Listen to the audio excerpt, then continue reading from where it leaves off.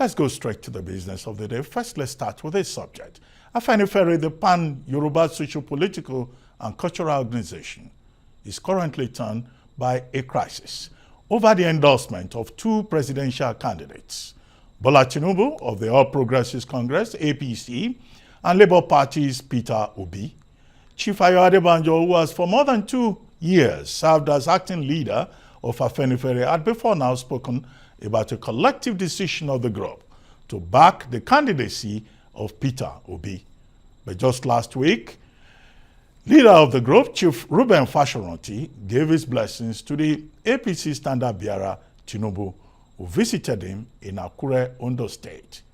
By virtue of their status as father figures in the organization, many political watchers have been a little surprised by the inability or refusal to take this conversation away from the public space. Renowned journalist and publisher Dare Babarinsa joins us now to look at how this crisis may affect the immediate future of Afenifere, as well as the chances of the two presidential candidates, especially in the southwest geopolitical zone. Thank you very much, Mr. Dare Babarinsa, for joining us on This Day Live, the Sunday Talk Show. Thank you very much, Reuben, for the honor of being here at this time. Well, welcome to the program. Well, I mean, you were one of the conveners of that meeting on Sunday, October 30, at which the leader of the Afenifere, Chief Reuben Fashoranti, along with others, received an audience the presidential candidate of the All Progressives Congress. And that has generated a lot of controversies, with Chief Fashoranti and another group within the Afenifere endorsing Asiwaju Bola Ahmed Tinubu, and the acting leader of Afenifere, Chief Adebanjo, saying that that is not the position of Afenifere, because before now, he as acting leader of the group had said publicly that the position of Afenifere on the grounds of justice, equity, and good conscience had endorsed the presidential candidate of the Labour Party, Mr. Peter-Obi. What is the background to this controversy? As one of the conveners of that meeting, I guess you will know, and what is the way forward? Thank you very much, Reuben. First and foremost, the meeting in Akure, we call it the meeting of Yoruba leadership. It was not convened as a meeting of Afenifere. If it would have been convened by Afenifere, then it would be convened by officers of Afenifere. But the two of us that signed the letter of inviting people, Abagunkola Omololu, who is a chieftain of Afenifere, is an officer of Afenifere, and myself. I am not an officer of Afenifere. So we called the meeting of Yoruba leadership to discuss the way forward towards 2023. And central to that summon was that Asiwaju Bola Ahmed Tinubu, a distinguished son of Nigeria, and the candidate of the APC for president, should also be there. So he came with his entourage, a very large entourage. And as we said in our letter, that is a meeting of leadership. Many distinguished sons and daughters of Yoruba were present. And it was in their presence that Papa Fashoranti prayed for Asiwaju. It is just like that. People call it controversial, but that was just the event, which we believe is a good thing for Nigeria and a good thing for Yoruba land. Thank you. Yeah, but was it a prayer session or an endorsement? Because Pa Fashoranti was reported as having said that I will see you in Aso Villa in 2023, and he placed his hand on Asiwaju Bola Ahmed Tinubu. So was that a case of the Yoruba leadership, as you have said, endorsing their own and playing the politics of ethnic irredentism? Well, basically, you don't expect Asiwaju to come to Akure. And having visited Baba Fashoranti, Baba Fashoranti asked him to kneel down so that he can pray for him. would he also be negating the prayer immediately? So part of the prayer is that what he has prayed for will come to pass. So if you call it an endorsement, maybe that is it. But there's also this controversy, although you are saying there's no controversy, but there's a controversy about the leadership of the Afenifere. Papa Fashoranti is referred to as leader. Papa Adebanjo is referred to as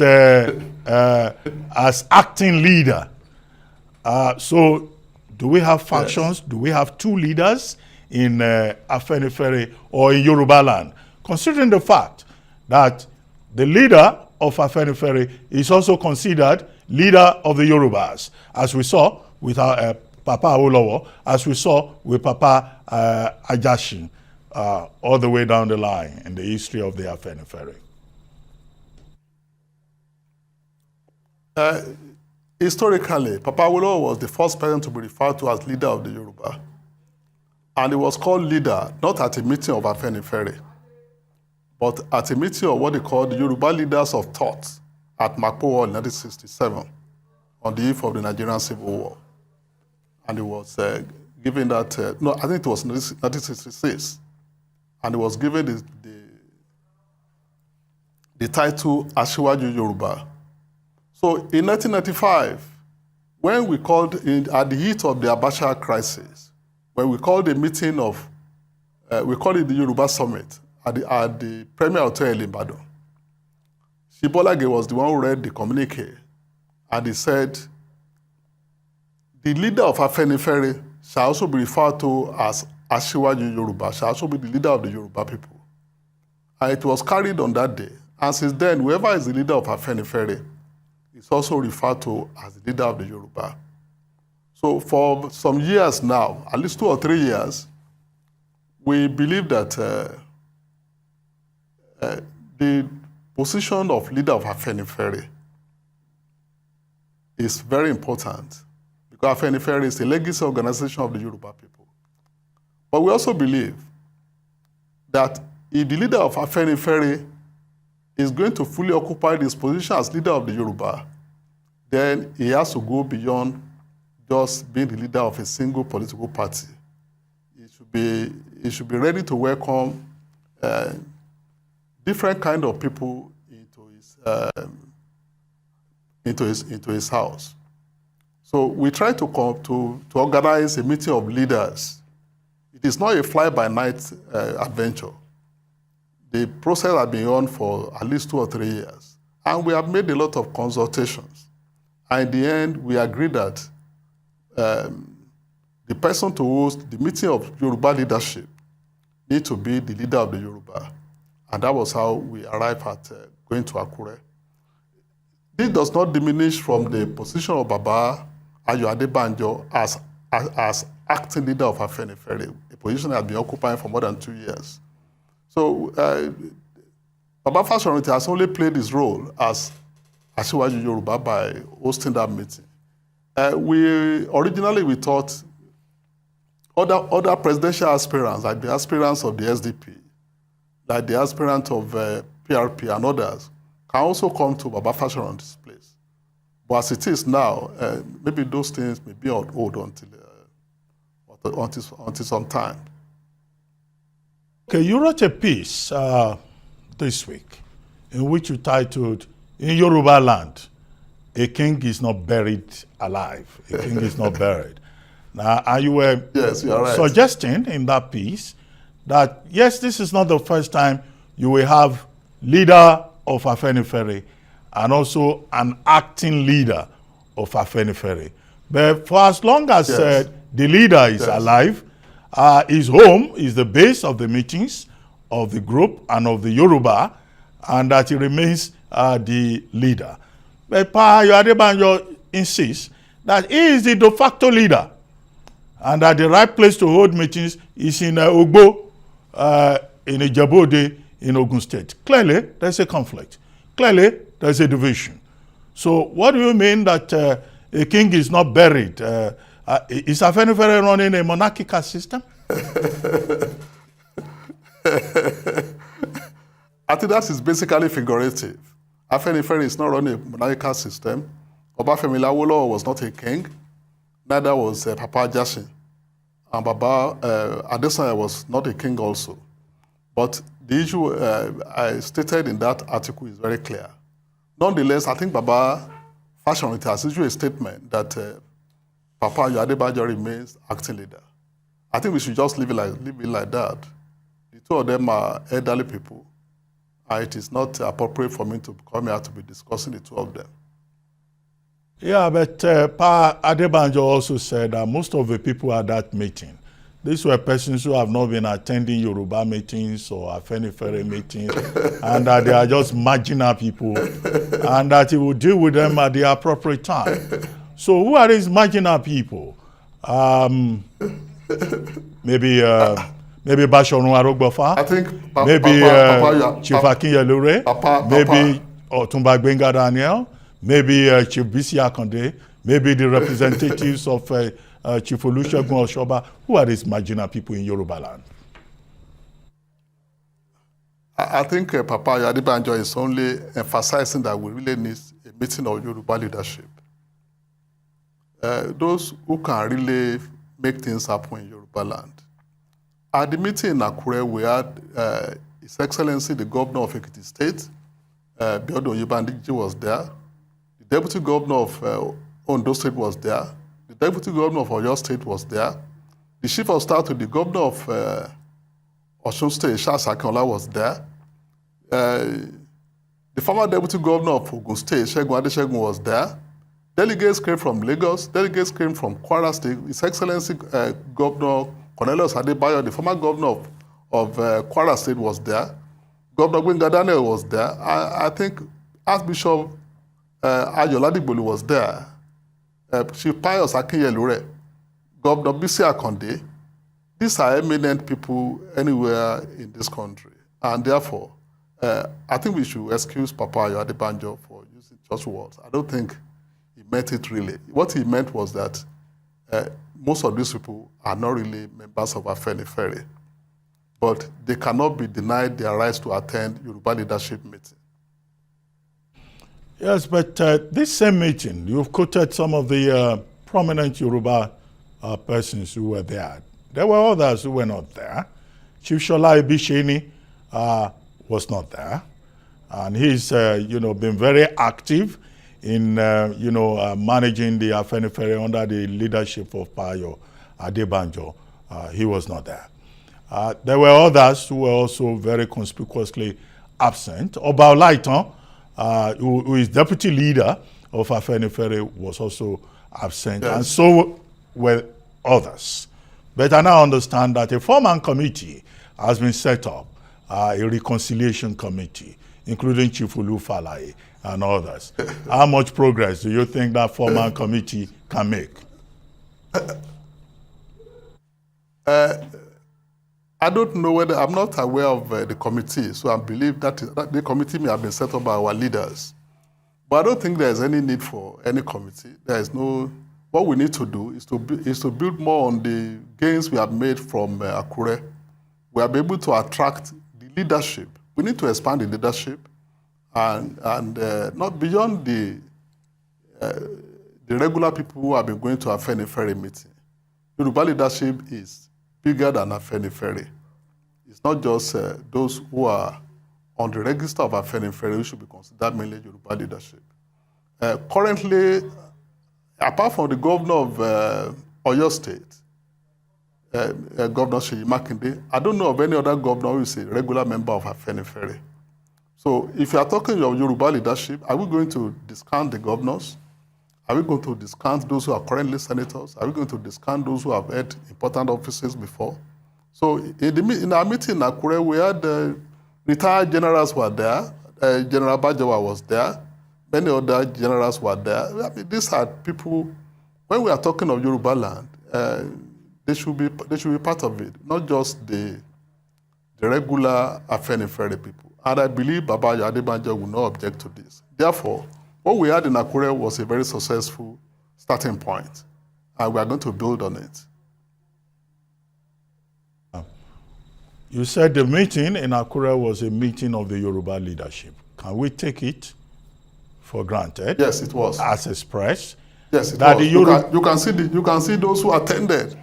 That the Yoruba leadership is backing Asiwaju Bola Ahmed Tinubu, and they did not agree with Pa Ayo Adebanjo, who is arguing on the basis of principle, justice, and equity, that it is time that Yorubas supported the Southeast in the person of Mr. Peter Obi. Have the Yorubas taken a position on ethnic grounds that our own is our own? I don't think it's on ethnic terms, but basically people must take a stand. In 2015, most Yoruba people voted for Muhammadu Buhari now, and there is no way you can say it's related to the Yoruba people. Therefore, taking another stand this time is not far-fetched. If you look at the genealogy of political parties in Nigeria since 1999, you will take note that most Nigerians have decided that there should be only two parties that are slugging it out for the presidency. And as of now, we have the APC and the PDP. The Labour Party, which has come up very, very strong, is like an offshoot of the PDP.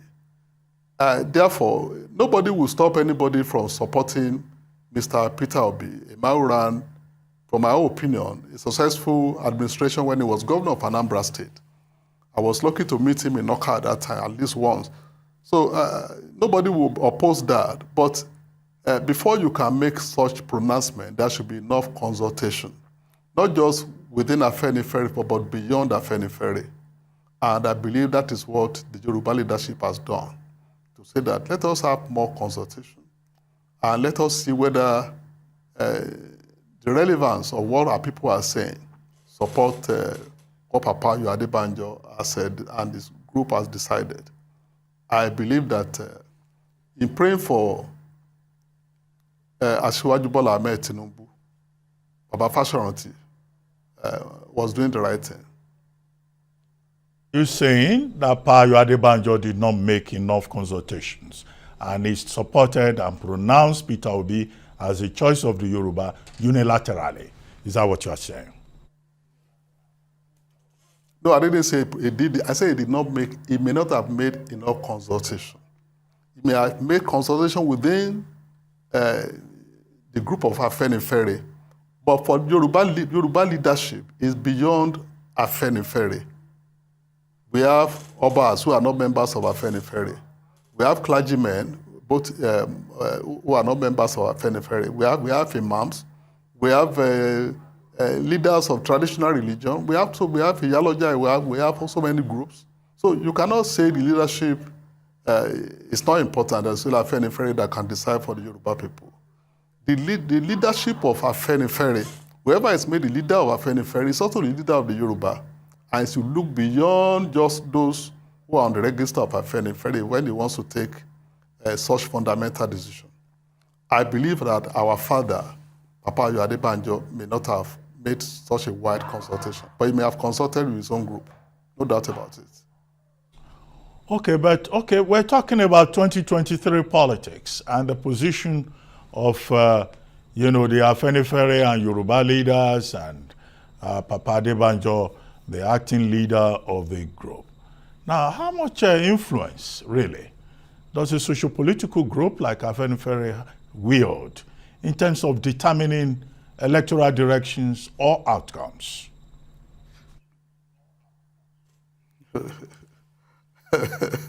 Afenifere is a moral force. Afenifere is a moral force because it's a legacy institution of the Yoruba people. But we need to project it beyond just those who are going to the meetings regularly. We need to project it to a larger spectrum of leaders. That is what will make it to fully occupy what we expect it to do. It goes a long way if it should embody the aspiration of the people. Because the jobs ahead is a lot in Yoruba land. You cannot just do it if you are doing it in an inclusive manner where other people are not involved. there's a lot that needs to be done. And that can only be done by making wider consultation, making sure that other people are involved, especially those who are carrying direct mandate of the Yoruba people, the governors. You cannot ignore the governors and say you are representing Yoruba people. That is my own opinion. Well, since the death of Pa Abraham Adesanya in 2008, the Afenifere has not been as strong as it was, say perhaps in 1999 and thereafter up to 2003. Do you see this conflict between Pa Fashoranti and Pa Adesanya representing perhaps the beginning of the end of Afenifere as a strong force, either as a cultural group or as a social group or as a political group?